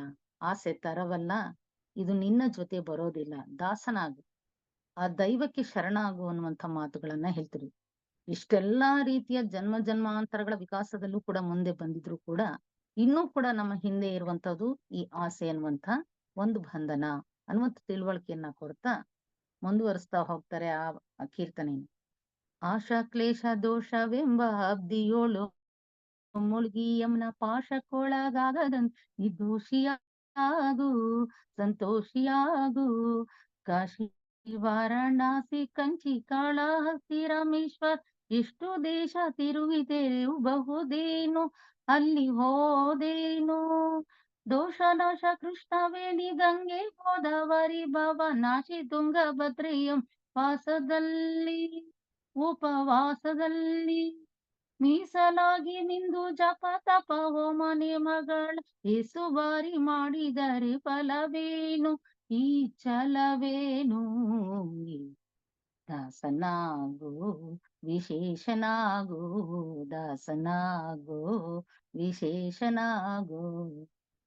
ನೋಡಿ, ಇದೆಲ್ಲ ನಮ್ಮ ದೌರ್ಬಲ್ಯಗಳು, ಕೊರತೆಗಳನ್ನ ಆಗಿನ ಕಾಲಕ್ಕೂ ಕೂಡ ಸಾಮಾನ್ಯ ಜನರಿಗೆ ಹೇಗಿತ್ತು, ಇಷ್ಟೆಲ್ಲಾ ಶರೀರಗಳಲ್ಲಿ ಎಲ್ಲವನ್ನೂ ಅನುಭವಿಸಿ ಬಂದಿದ್ಯಾ, ಸದ್ಯ ನೆನಪು ಅನ್ನುವಂತ ಕೊಡುಗೆ ಒಂದು ಕೊಟ್ಬಿಡಿ. ಆ ನೆನಪು ಅನ್ನುವಂತ ಇದ್ದಿದ್ರೆ ಆದಿದ್ರೆ ಏನಾರ ನೆನಪು ನಮಗೆ ನೆನಪಿದ್ದಿದ್ರೆ ಬದಲಾವಣೆ ಬೇಗ ಆಗ್ತಾ ಇದ್ವಿ. ಆದ್ರೆ ವಿಕಾಸ ಬಹಳ ದೀರ್ಘವಾದದ್ದು. ಹಾಗಾಗಿ ನಮ್ಮ ಹಿಂದಿನ ಎಷ್ಟೆಲ್ಲಾ ದುಃಖಗಳನ್ನ ಹೊಂದಿ ಈ ಸಾಗರದಲ್ಲೇ ಕೂಡ ನೀನು ಈ ಒಂದು ಮುಕ್ತಿ ಸಾಗರದ ಕಡೆಗೆ ಯೋಚನೆಯನ್ನ ಮಾಡದೆ ಯಮನ ಪಾಶಕ್ಕೆ ಆಗದಂತೆ ಇಂದ್ರಿಗಳ ಪಾಶಕ್ಕೆ ಒಳಗಾಗಿದೀಯಾ ನೀನು? ಸಾಕಷ್ಟು ಯಾತ್ರೆಗಳನ್ನ ಮಾಡ್ತೀಯ. ಕಾಶಿ, ವಾರಾಣಸಿ, ಕಂಚಿ, ಕಾಳಹಸ್ತಿ, ರಾಮೇಶ್ವರ ಎಷ್ಟು ಸಲಿ ಹೋಗ್ ಬರ್ತೀವಿ. ಎಷ್ಟು ಸಲಿ ನಾವು ಪೂರ್ಣ ಯಾತ್ರೆಯನ್ನು ಮುಗಿಸ್ಬೇಕು ಅಂತ ಆಸೆಯಿಂದ ಹೋಗ್ ಬರ್ತೀವಿ. ಆದ್ರೆ ಎಷ್ಟೋ ನದಿಗಳ ಒಂದು ಪಾವನಯುತವಾದ ಪವಿತ್ರವಾದಂತ ಜಲವನ್ನ ನಾವು ಸ್ವೀಕರಿಸ್ತೀವಿ, ಸ್ನಾನಗಳನ್ನ ಮಾಡ್ತೀವಿ, ಶುದ್ಧವಾದಿ ಅಂತೀವಿ. ಅದಕ್ಕೆ ಅವರು ದಾಸರ ಒಂದ್ ಕಡೆ ಕೊಡ್ತಾರೆ, ಕಾಕ ಸ್ನಾನ ಅಂತ ಹೇಳಿ. ಕಾಗೆಯೂ ಕೂಡ ಸ್ನಾನ ಮಾಡುತ್ತೆ. ಹಾಗೆ ನಮ್ಮ ಸ್ನಾನ ನಿಜವಾದಂತ ಮನಸ್ಸಿನ ಸ್ನಾನವಾಗ್ತಿಲ್ಲ. ಶುದ್ಧಿ ಮನಸ್ಸಿನಲ್ಲಿ ಆಗ್ಬೇಕು. ಮನಸ್ಸು ಶುದ್ಧಿಯಾಗದ ಹೊರತು ಹೊರಗಿನ ಸ್ನಾನ ಯಾವತ್ತೂ ಕೂಡ ನಮ್ಗೆ ನಿಜವಾದಂತ ಆ ಪ್ರಜ್ಞೆಯನ್ನ ಮೂಡಿಸೋದಿಲ್ಲ. ನೋಡಿ, ಎಷ್ಟೆಲ್ಲ ಕೂಡ ನೀನು ಅವನ ವಾಸದಲ್ಲೇ ಇಟ್ಕೊಂಡು ಎಷ್ಟೋ ವರ್ಷಗಳ ಕಾಲ ವ್ಯರ್ಥವನ್ನ ಮಾಡ್ತಾ ಇದೀಯ ಯಾತ್ರೆಗಳನ್ನ ಮಾಡೋದ್ರಿಂದ. ಹಾಗೆ ದೋಷಗಳನ್ನ ಕಳ್ಕೊಳ್ದೆ ನಿಜವಾದ ಪಾಶದಲ್ಲಿ ಒಳಗಾಗಿದೀಯ. ಎಷ್ಟೋ ಜಪ ತಪ ಎಲ್ಲವನ್ನೂ ಕೂಡ ಮಾಡ್ತೀಯ. ಆದ್ರೆ ನಿಜವಾದಂತ ಛಲ, ಆ ಇಚ್ಛೆ ನಮ್ಮಲ್ಲಿ ಇಲ್ಲ. ಆ ಇಚ್ಛೆ ಇದ್ರೆ ಖಂಡಿತ ನೀನು ವಿಶೇಷನಾಗಿ ದಾಸನ ಕಡೆಗೆ ನೀನು ತಿರುಗ್ತಾ ಇದ್ದೆ. ದಾಸನ ಕರುಣೆ ನಿನಗೆ ಕಡೆಗೆ ದಯಪಾಲಿಸ್ತಿತ್ತು ಅಂತ ಹೇಳಿ. ಕಾರಣ ನಮ್ಗೆ ಇನ್ನೂ ಕೂಡ ಅದರ ಸಂಶಯ, ಇದೇ ಮುಖ್ಯ, ಈ ಶಾಶ್ವತವಾದದೇ ಮುಖ್ಯ. ಇಲ್ಲಪ್ಪ, ನನ್ಗೆ ಇನ್ನೂ ತೃಪ್ತಿ ಇಲ್ಲಪ್ಪ, ಇನ್ನೊಂದ್ಸಲಿ ಕಾಶಿ ಯಾತ್ರೆ ಮಾಡೋಣ, ಇನ್ನೊಂದ್ಸಲಿ ಗಂಗಾ ಸ್ನಾನ ಮಾಡೋಣ. ಏನಾದ್ರೂ ಕೂಡ ನಾವೊಂದು ಮೌಢ್ಯತೆಯಿಂದನೇ ಆ ಕಡೆಗೆ ಹೋಗ್ತೀವಿ. ಖಂಡಿತ ಜ್ಞಾನದ ಅರಿವನ್ನ ಪಡ್ಕೊಳ್ಬೇಕು. ಸ್ವಜ್ಞಾನದ ಅರಿವನ್ನ ನಾವು ಪಡಿತಾ ಹೋಗ್ಬೇಕು. ಅದೇ ಆಂತರಿಕ ಶಕ್ತಿ ಅನ್ನೋದು, ಸ್ವಜ್ಞಾನ ಅನುಭವವು ನಮ್ಮಲ್ಲಿ ಪಕ್ವವಾಗ್ತಾ ಹೋದಾಗೆಲ್ಲ ಯೋಚನೆಗಳು ಕೂಡ ಪರಿವರ್ತನೆ ಆಗ್ತದೆ. ಯಾವಾಗ ಯೋಚನೆಗಳು ಕೂಡ ಉತ್ತಮವಾದಂತಹ ರೀತಿಯ ಆಲೋಚನೆಗಳಾಗ್ತವೋ ನಮ್ಮಲ್ಲಿ ಉತ್ತಮವಾದಂತ ಅರಿವು ಬರ್ತಾ ಹೋಗುತ್ತೆ, ಪ್ರಜ್ಞೆಯ ವಿಕಾಸವಾಗ್ತಾ ಹೋಗುತ್ತೆ. ಅದನ್ನ ತಿಳಿಸೋದಿಕ್ಕೆ ಅವರು ಆ ಒಂದು ಪ್ರಯತ್ನವನ್ನ ಮಾಡಿ ಪುನಃ ನಮ್ಮದೇ ಒಂದು ಕೊರತೆಯನ್ನ ಮುಂದುವರಿಸ್ತಾರೆ. ಅಂದಿಗೂ ಇಂದಿಗೂ ಒಮ್ಮೆ ಸಿರಿ ಕಮಲೇಶನನ್ನು ಒಂದು ಬಾರಿ ಕೂಡ ನೆನೆಯಲಿಲ್ಲ, ಮನ ತಣಿಯಲಿಲ್ಲ. ಬಂದು ಬಂದು ಭ್ರಮೆಗೊಂಡು ಮಾಯಾ ಮೋಹಕ್ಕೆ ಸಿಕ್ಕಿ ನೊಂದು ಬೆಂದು ಇಂದ ಉಳಿಸಲಿಲ್ಲ, ಬಂದ ಕಳೆಯಲಿಲ್ಲ. ದಾಸನಾಗೋ ವಿಶೇಷನಾಗೋ, ದಾಸನಾಗೋ ಅದ್ ಹೇಳ್ತಿರೋದು. ಎಷ್ಟು ಜನ್ಮಗಳನ್ನ ನೀನ್ ಪಡ್ಕೊಂಡೆ, ಹಿಂತಿರುಗಿ ನೋಡಿದ್ರೆ ಒಮ್ಮೆಯಾದ್ರೂ ನೀನ್ ನನ್ನ ಸೃಷ್ಟಿಕರ್ತನನ್ನ ನೆನೆಸ್ಕೊಂಡಿದ್ಯಾ, ಸ್ಮರಣೆ ಮಾಡಿದ್ಯಾ? ನಿಂಗೆ ಇಷ್ಟೆಲ್ಲಾ ಮಾಡಿದ್ರು ಕೂಡ ಮನಸ್ಸು ತಣಿಲಿಲ್ಲ, ತೃಪ್ತಿ ಕೊಡ್ಲಿಲ್ಲ. ನೀನು ಭ್ರಮೆಗೆ ಒಳಗಾಗಿದೆಯಲ್ಲ, ಈ ಮಾಯಾ ಪ್ರಪಂಚಕ್ಕೆ ಒಳಗಾಗಿದೆಯಲ್ಲ ಅಂದ ಮಾತುಗಳನ್ನ ನಮ್ಗೆ ಪುನಃ ಚುಚ್ಚಿ ಅದು ಹೇಳೋದು ಒಳ್ಳೇದು ಅನ್ಸುತ್ತೆ. ಯಾಕೆಂದ್ರೆ ನಮ್ಮ ನ್ಯೂನ್ಯತೆಗಳನ್ನ ನೇರವಾಗಿ ಅವ್ರು ಬಿಚ್ಚಿಟ್ರು. ಹಾಗಾಗಿ ಸಂದೇಹವ ಮಾಡದಿರು, ಅರಿವು ಎಂಬ ದೀಪ ಇಟ್ಟು ಇಂದು ಕಂಡ್ಯ ದೇಹದಲ್ಲಿ ಪಿಂಡಾಂಡ, ಹಾಗೆ ಬ್ರಹ್ಮಾಂಡ. ಇಂದು ಹರಿಯ ಧ್ಯಾನವನ್ನು ಮಾಡಿ ವಿವೇಕದಿ ಮುಖಂದನಿಂದ ಮುಕ್ತಿ ಕಂಡ್ಯ, ನೀನು ನೋಡು ಕಂಡ್ಯ. ದಾಸನಾಗೋ ವಿಶೇಷನಾಗೋ, ದಾಸನಾಗೋ ವಿಶೇಷನಾಗೋ. ವಿಶೇಷ ಅಂತ ಹೇಳಿದ್ರೆ ನಿಜವಾದಂತ ಆತ್ಮ ಪ್ರಜ್ಞೆಯನ್ನ ಮೂಡಿಸ್ಕೊಳ್ಳೋದು, ಸ್ವಯಂ ಅರಿವನ್ನ ಪಡೆಯೋದು, ಸ್ವಜ್ಞಾನದ ಅರಿವನ್ನ ಮೂಡಿಸ್ಕೊಳ್ಳೋದು. ಯಾವುದು ಶಾಶ್ವತ ಅಶಾಶ್ವತ ಅನ್ನೋಂತ ದಾರಿಯನ್ನ ಹುಡುಕೊಳ್ಳೋದು ಅನ್ನೋದು ನಿಜವಾದ ಸಂದೇಹವನ್ನ ನೀನು ಮಾಡ್ಬೇಡ. ಅರಿವು ಎಂಬ ದೀಪ ಇಟ್ಟು ನಿಜವಾದ ಆ ಸ್ವಜ್ಞಾನದ ಒಂದು ಜ್ಞಾನದ ಅರಿವನ್ನ ನೀನು ಇಟ್ಟು ಈ ದೇಹದಲ್ಲಿ ಆ ಸುಪ್ತ ಶಕ್ತಿಗಳನ್ನು ಹೊಂದಿರುವಂತ ಅಪಾರವಾದ ಶಕ್ತಿಗಳಿವೆ, ಅದನ್ನ ಕಂಡುಕೋ ನೀನು ಅಂತ ಹೇಳ್ತಾ, ಆ ಮಾಯೆಗೆ ಒಳಗಾಗಿರುವಂತ ನಮ್ಮ ಕೊರತೆಗಳನ್ನ ತಿದ್ದುವ ಪ್ರಯತ್ನವನ್ನ ಆಗಿನ ಕಾಲಕ್ಕೂ ಮಾಡಿದ್ರು, ಈಗ್ಲೂ ಕೂಡ ನಮ್ಗೆ ಅಪ್ಲೈ ಮಾಡ್ಕೋಬೇಕು. ಹೌದು ತಾನೆ? ಯಾವುದೋ ಒಂದು ಯಾರದೋ ಬಲವಂತಕ್ಕೆ ಒತ್ತಡಕ್ಕೆ ನಾವೆಲ್ಲ ಕೂಡ ಇನ್ನೂ ಸಿಗಾಕೊಳ್ಳೋದು ಬೇಡ. ಮಾಯೆಗೆ, ಅದೇ ಸಂಪ್ರದಾಯಗಳ ಸುಳಿಗೆ ಸಿಗಾಕೊಳ್ಳೋದು ಬೇಡ. ಅದೇ ನಮ್ಮ ಯಾತ್ರೆಗಳ ಕಡೆಗೆ ಸಿಗಾಕೊಳ್ಳೋದು ಬೇಡ. ಇದರಿಂದ ನಾವು ಮುಕ್ತಿಯನ್ನ ಪಡಿಬೇಕು ಅಂದ್ರೆ ಸ್ವಯಂ ಅರಿವು ಸ್ವಜ್ಞಾನವನ್ನ ಪಡಿತಾ ಹೋಗ್ಬೇಕು. ನಾವು ಕೇವಲ ಆ ಮೂರ್ತಿ ಪೂಜನೆ, ಈ ಸ್ನಾನ ಪೂಜೆಗಳಲ್ಲಿ ಸಿಗಾಕೊಂಡ್ರೆ ಜ್ಞಾನದ ಕೊರತೆ ಆಗುತ್ತೆ. ಜ್ಞಾನ ನಮ್ಮದಾಗಬೇಕು ಅಂದ್ರೆ ಸ್ವಯಂ ತಿಳುವಳಿಕೆ ಅನ್ನೋದು ಅತಿ ಮುಖ್ಯವಾಗಿ ಬೇಕಾಗುತ್ತೆ ಅನ್ನೋದನ್ನ ತಿಳಿಸ್ತಾ ಇರ್ತಾರೆ. ಇನ್ನು ಮುಂದಿನದು ಬಹಳ ಆ, ಅವರಿಗೆ ನಮಗೆ ನಿಜವಾದಂತಹ ಮನುಷ್ಯನಿಗೆ ಎಷ್ಟೇ ತಿಳುವಳಿಕೆ ಬಂದ್ರೂ ಕೂಡ ಬುದ್ಧಿಮಟ್ಟದ ಪ್ರಜ್ಞೆ ಮೂಡದ ಹೊರತು ಸಂಶಯ ಅನ್ನೋದು ಕಾಡ್ತಾನೆ ಇರುತ್ತೆ. ಕೆಲವು ಸರಿ ನಮ್ಮ ವಿಕಾಸ ಯೋಜನೆಗಳನ್ನೇ ನಾವು ಅಧ್ಯಯನ ಮಾಡ್ತಾ ಹೋದ್ರು ಕೂಡ ಬಹಳ ಆಶ್ಚರ್ಯವನ್ನು ಕೊಡುತ್ತೆ. ಪೂರ್ಣ ನಂಬಿಕೆಯೇ ಬರೋದಿಲ್ಲ. ಎಷ್ಟೇ ರೀತಿಯಲ್ಲೂ ಕೂಡ ನಾವು ಇಷ್ಟು ಜನ್ಮಗಳಲ್ಲೂ ಬೆಳವಣಿಗೆಯನ್ನು ಹೊಂದಿದ್ರು ಕೂಡ ಪುನಃ ನಮ್ಮಲ್ಲಿ ಸಂದೇಹ ಅನ್ನುವಂತ ಮನಸ್ಸು ಕೆಲಸವನ್ನ ಮಾಡ್ತಾ ಹೋಗುತ್ತೆ. ಪೂರ್ಣ ನಂಬಿಕೆ ನಮ್ಗೆ ಬರೋದೇ ಇಲ್ಲ. ಖಂಡಿತ ಆ ಏಕೈಕ ಚೈತನ್ಯದ ಅಂಶೀಭೂತರು ನಾವು. ಆ ಪರಮಾತ್ಮನ ನಾವು ಮಕ್ಕಳು ಅನ್ನೋದನ್ನ ಕಂಡ್ಕೊಂಡ್ರೆ ಭ್ರಾತೃತ್ವ ಭಾವನೆಯ ಮುಖಾಂತರ ನಾವು ಮುಕ್ತಿಯ ಪಥದ ಕಡೆಗೆ ಹೋಗ್ಬೋದು. ಅಂದ್ರೆ ನಮ್ಗೆ ಇನ್ನೂ ಕೂಡ ಸಂಶಯಗಳೇ ಇದೆ. ಆ ಸಂಶಯಗಳನ್ನ ಅವತ್ತಿನ ಕಾಲಕ್ಕೆ ಹೇಗೆ ನಿವಾರಣೆ ಮಾಡ್ಲಿಕ್ಕೆ ಹೊರಟಂತವ್ರು, ಏನೆಲ್ಲಾ ರೀತಿಯ ಇಲ್ಲಿ ನಮಗೆ ಗೊತ್ತಿದೆ ವಿಕಾಸ ಯೋಜನೆ ಹೇಗೆ ಸಂಸ್ಕರಣೆ ಯೋಜನೆ ನಡೀತಾ ಇದೆ ಅಂತ. ನಮ್ಮ ಹಿಂದಿನ ಎಲ್ಲ ವರ್ಗಗಳನ್ನ ನಾವು ಪರಿಚಯ ಮಾಡ್ಕೊಂಡಾಗ ಹೀಗೆ ಬೆಳವಣಿಗೆ ಆಗ್ತಾ ಇದೆ, ಮನುಷ್ಯ ಇಷ್ಟಕ್ಕೆಲ್ಲ ಆರೈಕೆ ಮಾಡ್ತಾ ಇದ್ದಾನ, ಇಷ್ಟೆಲ್ಲ ರೀತಿಯಲ್ಲಿ ಗಮನ ಹರಿಸೋದಕ್ಕೆ ಸಾಧ್ಯತೆ ಇದೆಯೇ, ಹೇಗೆ ಸಾಧ್ಯ ಅನ್ನೋದು. ಆದ್ರೆ ನಿಜವಾದ ಗೂಗಲ್ ಅಂದ್ರೆ ಆ ಪರಮಾತ್ಮ. ಆ ಪರಮಾತ್ಮನಿಗೆ ನಮ್ಮೆಲ್ಲರ ಗೂಗಲ್ ಇದೆ. ಏನ್ ಬೇಕಾದ್ರೂ ಕೂಡ ಅನಾವರಣ ಮಾಡ್ತಾನೆ. ಆ ಶಕ್ತಿ ಭಗವಂತನಿಗೆ ಇದೆ. ಆ ಐಕ್ಯತೆ ಅನ್ನುವುದನ್ನ ನಾವು ಪಡ್ಕೊಳ್ತಾ ಹೋಗ್ಬೇಕು. ಆ ಶಕ್ತಿಗಳನ್ನ ನಮಗೂ ಪಿಂಡಾಂಡದಲ್ಲಿ ಇಲ್ಲಿ ಕೊಟ್ಟಿದ್ದಾನೆ. ಆದ್ರನ್ನ ಅದಕ್ಕೆ ನಾವು ನಿಜವಾದಂತಹ ರೀತಿಯ ಈ ಪದರಗಳನ್ನ ಕೆಳ ಮನಸ್ಸಿನ ಮೂಲಕ ನಾವು ಪದರಗಳನ್ನ ಮುಚ್ಚಿ ಬೆಳಕನ್ನ ಮೂಡಿಸ್ಬೇಕಾಗಿದೆ. ಇದು ನಾವು ಮಾಡ್ಬೇಕಾದಂತ ಕರ್ತವ್ಯ. ಹಾಗೆ ಅವತ್ತು ಏನೆಲ್ಲ ನಮ್ಮಲ್ಲಿ ಭೂತ ವರ್ಗಗಳಿದೆ, ಖನಿಜ ಇದೆ, ಸಸ್ಯ ವರ್ಗ ಇದೆ, ಪ್ರಾಣಿ ವರ್ಗ ಇದೆ. ಆ ಪ್ರಾಣಿ ವರ್ಗಗಳನ್ನ ಯಾರು ರಕ್ಷಣೆ ಮಾಡ್ತಾರೆ, ಹೇಗೆ ಪಾಲಿಸ್ತಾ ಇದ್ದಾನೆ, ಪೋಷಣೆ ಮಾಡ್ತಾ ಇದ್ದಾನೆ ಅನ್ನುವುದನ್ನ ಸುಲಭವಾದಂತ ಸಾಹಿತ್ಯದ ಮುಖಾಂತರ ಅರಿವನ್ನ ಮೂಡಿಸ್ತಾರೆ. ನೀನು ಒಬ್ಬನೇ ಅಲ್ಲ, ನೀನು ನಿಜವಾದಂತ ಸಮೂಹದ ಜೀವಿ, ಸಂಘ ಜೀವಿ. ಎಲ್ಲರನ್ನೂ ಕೂಡ ನಾವು ಆ ತುಲನಾತ್ಮಕವಾಗಿ ಅವರ ಜೊತೆಯಲ್ಲಿ ಸಾಮರಸ್ಯವನ್ನು ಹೊಂದಬೇಕು ಅನ್ನೋದು ನಮ್ಮ ಇತಿಹಾಸಕ್ಕೆ ಕೊಡೋದು. ಅವಾಗ್ಲೇ ಐಕ್ಯತೆಯ ಸಾಮರಸ್ಯದ ಬದುಕು ನಮ್ಮದಾಗುತ್ತೆ. ಆಗ್ಲೇ ಶಾಂತಿಯ ಜೀವಿತ ನಮ್ಮದಾಗುತ್ತೆ. ಈ ಎಲ್ಲ ನಮ್ಮ ಭ್ರಾತೃತ್ವದ ಆತ್ಮಯ ಕಿಡಿ ಆ ಒಂದು ಭೂತ ವರ್ಗಗಳಲ್ಲೂ ಇದೆ, ನನ್ನಲ್ಲೂ ಕೂಡ ಇದೆ. ಆ ಗುಣವನ್ನ ಯಾರು ನಿಜವಾಗ್ಲೂ ಕೂಡ ಅದನ್ನೆಲ್ಲ ಸಲಹುತ್ತಾ ಇದ್ದಾನೆ ಅನ್ನುವಂತ ಕೀರ್ತನೆಯನ್ನ ಸುಲಭವಾಗಿ ಅವರು ಕೊಡ್ತಾರೆ. ಅದನ್ನೇ ತಲ್ಲಣಿಸದಿರು ಕಂಡ್ಯ ತಾಳು ಮನವಿ. ಬಹಳಷ್ಟು ಮನಸ್ಸು ದೃಢ ನಿರ್ಧಾರಗಳನ್ನ ಮಾಡಕ್ ಮುಂಚೆ ಆತುರವನ್ನ ಪಡುತ್ತೆ.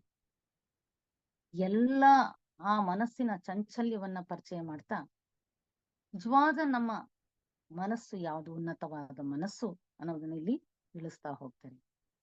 ಹಾಗೆ ನಮ್ಮ ಸಂಶಯ, ನಮ್ಮ ಅಪನಂಬಿಕೆಗಳನ್ನ ವಿರಾಮ ಕೊಡಿಸ್ತಾರೆ. ತಲ್ಲಣಿಸದಿರು ಕಂಡ್ಯ ತಾಳು ಮನವೇ, ಎಲ್ಲರನು ಸಲಹುವನು ಇದಕ್ಕೆ ಸಂಶಯವಿಲ್ಲ. ತಲ್ಲಣಿಸದಿರು ಕಂಡ್ಯ ತಾಳು ಮನವೇ, ಎಲ್ಲರನು ಸಲಹುವನು ಇದಕ್ಕೆ ಸಂಶಯವಿಲ್ಲ. ತಲ್ಲಣಿಸದಿರು ಕಂಡ್ಯ ತಾಳು ಮನವೇ. ಸಹಿಸ್ಕೋ, ತಾಳು ತಾಳು ತಾಳು. ನೋಡಿ, ಆ ಎಷ್ಟು ಸಹನೆ, ಎಷ್ಟು ಕೆಲಸವನ್ನ ಮಾಡಬೇಕಾಗುತ್ತದೆ. ತಲ್ಲಣಕ್ಕೆ ಒಳಗಾಗ್ಬೇಡ, ಆತಂಕಕ್ಕೆ ಒಳಗಾಗ್ಬೇಡ. ಏನ್ ಜೀವಿತಪ್ಪ, ಏನು ಇದರ ಉದ್ದೇಶಪ್ಪ, ಯಾಕಪ್ಪ ಈ ಜೀವಿತಗಳು ಅನ್ನುವಂತ ಬೇಸರ ಬೇಡ. ನಮ್ಗೆ ನಿಜವಾಗ್ಲೂ ಕೂಡ ಖಂಡಿತ ನಮ್ಮನ್ನ ಕೈ ಹಿಡಿತಾನೆ. ನಮ್ಗೆ ಮಹಾತ್ಮರ ಯೋಜನೆ ಗೊತ್ತಿದೆ, ಹೇಗೆ ಅವರು ಮಾನವ ಕೋಟಿಗೋಸ್ಕರ ಸಹಾಯವನ್ನ ಮಾಡ್ತಾ ಇದ್ದಾರೆ, ತಮ್ಮ ಸೇವೆಯನ್ನ ಮಾಡ್ತಾ ಇದ್ದಾರೆ, ತಮ್ಮ ಜೀವಿತವನ್ನ ಪಕ್ಕಕ್ಕೆ ಇಟ್ಟು ನಮಗಾಗಿ ಮಿಡಿತಾ ಇದ್ದಾರೆ.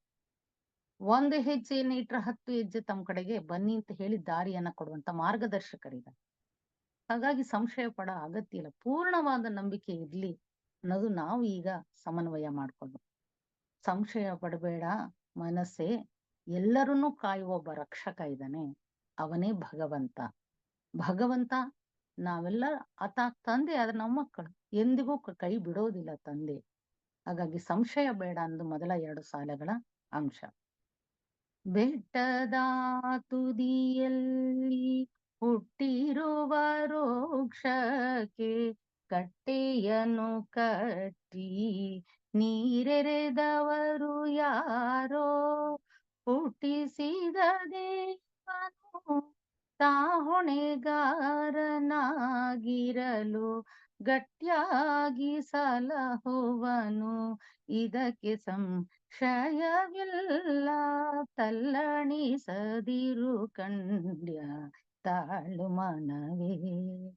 ನೋಡಿ, ಇದನ್ನ ಯಾವತ್ತಾದ್ರೂ ಪ್ರಶ್ನೆ ಮಾಡ್ಕೊಂಡಿದೀವ? ಕಲ್ಪನೆ ಇದಾದ್ರೂ ಇದೆಯಾ ನಮ್ಗೆ? ನಾವ್ ಎಷ್ಟು ಸ್ವಾರ್ಥಿಗಳು. ಹತ್ತುತ್ತೀವಿ ಬೆಟ್ಟವನ್ನ, ಬೆಟ್ಟ ಹತ್ಕೊಂಡು ದರ್ಶನ ಮಾಡೋದೇ ಬಹಳ ಕಷ್ಟವಾಗ್ತಾ ಇದೆ ಇವತ್ತು. ಪರಿತಪಿಸ್ತೀವಿ. ಆದ್ರೆ ಅಲ್ಲಿ ಹುಟ್ಟಿರುವಂತ ವೃಕ್ಷಗಳನ್ನ ಯಾರು ಬೆಳೆಸ್ತಾ ಇದ್ದಾರೆ? ಯಾರು ರಕ್ಷಣೆ ಮಾಡ್ತಾ ಇದ್ದಾರೆ? ಯಾರು ಪೋಷಣೆ ಮಾಡ್ತಿದ್ದಾರೆ? ಇದಕ್ಕೆಲ್ಲ ಕಾರಣಕರ್ತ ಅವನೇ ಭಗವಂತ. ಅವನೇ ಜವಾಬ್ದಾರಿಯನ್ನ ತೆಗೆದುಕೊಂಡಿದ್ದಾನೆ. ನೀನು ಬೈ ಬಿಡ್ಲಿ, ಯಾವತ್ತೂ ಕೂಡ ಭಗವಂತ ನಮ್ಮನ್ನು ನಮ್ಮನ್ನು ಮುಂದುವರಿಸ್ತಾ ಹೋಗ್ತಾನೆ. ಅದೇ ವಿಕಾಸ. ಒಂದು ಕ್ಷಣವೂ ಕೂಡ ಅವನು ಕಣ್ಮುಚ್ಚೋದಿಲ್ಲ. ಹಾಗಾಗಿ ಇಲ್ಲಿ ಆ ವೃಕ್ಷಗಳ ಆ ಸಸ್ಯವರ್ಗಗಳನ್ನ ಹೇಗೆ ಪಾಲಿಸ್ತಾ ಇದ್ದಾನೆ, ಅವೆಲ್ಲವೂ ಕೂಡ ನಮ್ಮ ಸಹೋದರರು. ಆ ಸಹೋದರರ ಪ್ರಜ್ಞೆಯನ್ನ ನಾವು ಮೂಡಿಸ್ಕೊಳ್ಳೋಣ. ನಾವು ಇವತ್ತು ಪರಿಸರವನ್ನ ಮಾಲಿನ್ಯ ಮಾಡಿದಕ್ಕೆ ಯಾವ ಮಟ್ಟದಲ್ಲಿ ಇವತ್ತು ವ್ಯಥೆಯನ್ನ ಪಡ್ತಾ ಇದೀವಿ. ಈ ಗುಣಗಳನ್ನ ಬೆಳೆಸ್ಕೊಳ್ತಾ ಹೋಗ್ತಿರೋ, ಕಣ್ಣಿಗೆ ಕಾಣ್ತಾ ಇರುವಂತದನ್ನ, ಪರಿಸರವನ್ನ ರಕ್ಷಣೆ ಮಾಡೋ ಕಡೆಗೆ ನಾವು ಹೋಗೋಣ. ಅವತ್ತು ಆ ಪರಿಕಲ್ಪನೆಯನ್ನ ಅವರು ಕೊಟ್ಟಿದ್ದಾರೆ. ನಿಜವಾದಂತ ನೀ ಮನುಷ್ಯರು ಕೈ ಬಿಟ್ರು ನಾನ್ ಬಿಡೋದಿಲ್ಲ. ಆ ಸಂಶಯ ಬೇಡ ನಿನ್ಗೆ. ಭಗವಂತ ಯಾವತ್ತೂ ನಮ್ಮ ರಕ್ಷಣೆಗೆ ಇರ್ತಾನೆ. ಅಡವಿಯೊಳಗಾಡುವ ಮೃಗ ಪಕ್ಷಿಗಳಿಗೆಲ್ಲ ಅಡಿಗಡಿಗೆ ಆಹಾರ ಇತ್ತವರು ಯಾರೋ, ಪಡೆದ ಜನನಿಯ ತೆರದಿ ಸ್ವಾಮಿ ಹೊಣೆಗೀಡಾಗಿ ಬಿಡದೆ ರಕ್ಷಿಪನು. ಇದಕ್ಕೆ ಸಂದೇಹ ಬೇಡ, ತಲ್ಲಣಿಸದಿರು ಕಂಡ್ಯ ತಾಳು ಮನವೇ. ಕಲ್ಲಿನಲ್ಲಿ ಹುಟ್ಟಿದ ಕೂಗುವ ಕಪ್ಪೆಗಳಿಗೆಲ್ಲ ಅಲ್ಲೆಲ್ಲಿಗಾರ ತಂದೀವರು ಯಾರೋ, ಬಲ್ಲಿದನು ಕಾಗಿ ನೆಲೆ ಆದಿಕೇಶವರಾಯ. ಎಲ್ಲರನ್ನು ಸಲಹುವನು, ಇದಕ್ಕೆ ಸಂಶಯವಿಲ್ಲ, ತಲ್ಲಣಿಸದಿರು ಕಂಡ್ಯ ತಾಳು ಮನವೇ. ನೋಡಿ, ನಿಜವಾದಂತಹ ರೀತಿ ಮನುಷ್ಯನ ಕೈ ಬಿಟ್ರು ಕೂಡ ಆ ಭಗವಂತ ಯಾರನ್ನೂ ಕೈ ಬಿಡೋದಿಲ್ಲ. ಎಲ್ಲರನ್ನೂ ರಕ್ಷಣೆ ಮಾಡ್ತಾರೆ. ಎಲ್ಲೆಲ್ಲಿ ಚಿಕ್ಕ ಚಿಕ್ಕ ಕಪ್ಪೆಗಳನ್ನ, ಪ್ರಾಣಿ ವರ್ಗವನ್ನ, ಪ್ರಾಣಿ ಸಮೂಹವನ್ನ ಆ ವಿಕಾಸದಲ್ಲಿ ಮುಂದುವರಿಸ್ಕೊಂಡು ಹೋಗೋಕೆ ಸಹಾಯವನ್ನ ಕೊಡ್ತಾ ಇದ್ದಾನೆ. ಹಾಗಾಗಿ ನಾವು ಪರಿಶುದ್ಧವಾದಂತ ಆತ್ಮಗಳು ಆಗ್ಬೇಕು. ನಮ್ಮ ಸಹೋದರರು ಅನ್ನುವಂತ ಭಾವನೆ ನಮ್ಗೆ ಬಂದಿದ್ಯಾದ್ರೆ ಯಾವತ್ತೂ ಕೂಡ ನಮ್ಮ ಸಹವರ್ಗದ ಸಹೋದರನ ತೊಂದರೆಗೆ ಈಡು ಮಾಡೋದಿಲ್ಲ. ಅಡಿಗಡಿಗೆ ಆಹಾರ ಇತ್ತವರು ಯಾರು ನೋಡಿ. ಅದ್ ಹೆಂಗ್ ಬೆಳೀತಾ ಇದ್ವೋ, ಹೇಗೆ ಅವು ದೊಡ್ಡವಾಗ್ತಾವೋ ನಮಗ್ ಗೊತ್ತಿಲ್ಲ. ಆದ್ರೆ ನಾವು ಸ್ವಾರ್ಥ ಲಂಪಟ್ರು. ಬರೀ ನಮ್ಮ ಜೀವಿತಕ್ಕಷ್ಟೇ ಸೀಮಿತ ಮಾಡ್ಕೊಂಡು ನಮ್ಮ ಈ ಕೆಳವರ್ಗದ ಸಹೋದರನ ಯಾವತ್ತೂ ಕೂಡ ಕಡೆಗಣಿಸಿ ಹೋಗ್ತಾ ಇದ್ವಿ. ಹಾಗಾಗಿ ಬೇಡ. ಈ ಎಲ್ಲವನ್ನೂ ಸೃಷ್ಟಿ ಮಾಡಿದಂತ ಸೃಷ್ಟಿದಾತ ಇದ್ದಾನೆ. ಸೃಷ್ಟಿಕರ್ತ ನಮ್ಮನ್ನ ಯಾವತ್ತೂ ಕೂಡ ಬಿಡೋದಿಲ್ಲ ಅನ್ನುವಂತ ಭರವಸೆಯನ್ನ ಕೊಡ್ತಾ, ನಂಬಿಕೆಯನ್ನ ಮೂಡಿಸೋದಕ್ಕೆ ಜನರಿಗೆ ತಿಳುವಳಿಕೆಯನ್ನ ಮೂಡಿಸ್ತಾ ಇದ್ದಾರೆ. ಯಾವಾಗ ಮನುಷ್ಯನಿಗೆ ಸಂಶಯ ಬರ್ತಾ ಹೋಯ್ತು, ಅಂತಹ ಸಂದರ್ಭದಲ್ಲಿ ತಿಳುವಳಿಕೆಯ ಅರಿವನ್ನ ಮೂಡಿಸೋದಕ್ಕೆ ಅವತ್ತು ಪ್ರಯತ್ನವನ್ನ ಮಾಡಿದರೆ, ನಾವು ಕೂಡ ನಮ್ಮ ಸಹವರ್ಗದವರನ್ನ ಗೌರವ ಕೊಡೋಣ. ಅವಕ್ಕೂ ಕೂಡ ನಮ್ಮ ಸಹೋದರರು ಅನ್ನುವಂತ ಒಂದು ಪಾಲನೆಯನ್ನ ಮಾಡ್ತಾ ನಾವು ಸಾಮರಸ್ಯದ ಬದುಕನ್ನ ಮಾಡೋಣ ಅನ್ನೋದಂತ ತಿಳುವಳಿಕೆಯನ್ನ ಪಡೆಯೋಣ.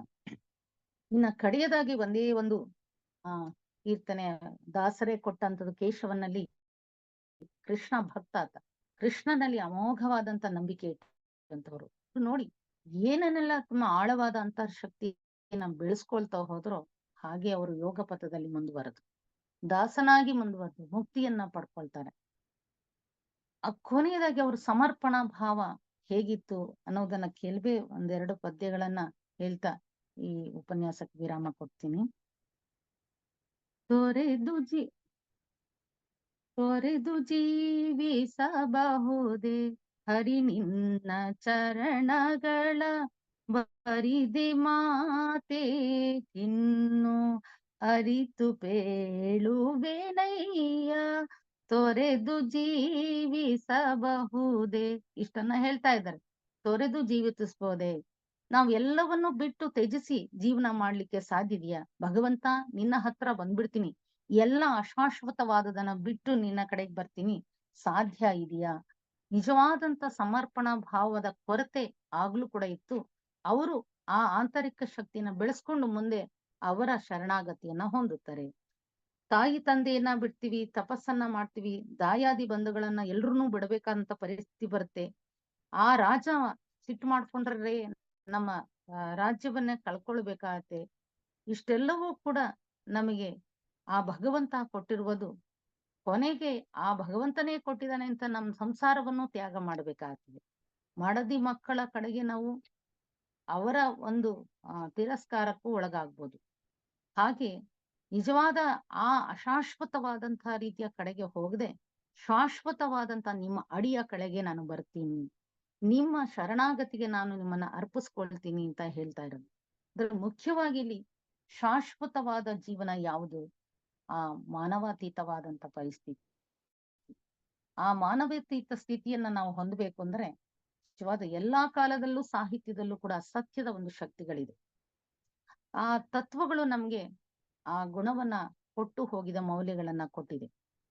ಆ ಗುಣಗಳನ್ನ ನಾವೆಲ್ಲರೂ ಕೂಡ ಪರಿಪಾಲಿಸಿ ಸ್ವಜ್ಞಾನದ ಅರಿವನ್ನು ಮೂಡಿಸ್ಕೊಂಡಿದ್ದೆ ಆದ್ರೆ ನಾವು ವಿಕಾಸದಲ್ಲಿ ಬಹಳ ವೇಗವಾಗಿ ಮುಂದೆ ಹೋಗ್ಲಿಕ್ಕೆ ಸಾಧ್ಯವಾಗುತ್ತೆ. ಇದನ್ನ ಆಗಿನ ಕಾಲಕ್ಕೆ ಕೊಟ್ಟಂತದ್ದು ಸಾರ್ವಕಾಲಿಕವಾಗಿ ಇವತ್ತು ಒಪ್ಕೊಳ್ಳುವಂತಹ ನಮ್ಮ ಇತಿಹಾಸ ಇಷ್ಟೇ ವಿಚಾರವನ್ನೇ ನಮ್ಮಲ್ಲಿ ಕೊಡ್ತಾ ಹೋಗುದು. ಎಲ್ಲರೂ ಕೂಡ ನಾವು ಆ ಪರಮಾತ್ಮನ ಅಂಶೀಭೂತರಾಗಿ ಬಂದಿದೀವಿ. ಅಂಶೀಭೂತರಾಗಿ ಬಂದಂಥದ್ದು ಪರಮಾತ್ಮನ ಕಡೆಗೆ ನಾವು ವಾಪಸ್ಸು ಹೋಗ್ಬೇಕು. ಆರೋಹಣದಲ್ಲಿ ಆ ಒಂದು ಪರಮಾತ್ಮನ ಕಡೆಗೆ ಹೋಗ್ಬೇಕು ಅಂದ್ರೆ ಆ ಶಾಶ್ವತವಾದಂತ ಮೌಲ್ಯಗಳ ಕಡೆಗೆ ಗಮನ ಹರಿಸೋಣ. ಅದು ಭಕ್ತಿ ಆಗಿರ್ಬೋದು ಅಥವಾ ಕರ್ಮವೇ ಆಗಿರ್ಬೋದು, ಜ್ಞಾನದ ಮುಖಾಂತರವೇ ಆಗಲಿ ನಮ್ಮ ಜೀವಿತ ಸುಧಾರಣೆಯನ್ನು ಪಡ್ಕೊಳ್ಳಿ ಅಂತ ಆಶಯದೊಂದಿಗೆ ಇವತ್ತಿನ ಈ ಉಪನ್ಯಾಸಕ್ಕೆ ವಿರಾಮನವನ್ನ ಕೊಡ್ತೀನಿ. ನನಗೆ ಈ ಒಂದು ಅವಕಾಶವನ್ನ ನೀಡಿದಂತ ಎಲ್ಲಾ ಫೆಡರೇಷನ್ ವ್ಯವಸ್ಥಾಪಕರಿಗೆ, ಎಲ್ಲಾ ತಾಂತ್ರಿಕ ವರ್ಗದವರಿಗೆ ಕೃತಜ್ಞತೆಗಳನ್ನ ಅರ್ಪಿಸ್ತಾ ನನ್ನ ಮಾತುಗಳಿಗೆ ವಿರಾಮ.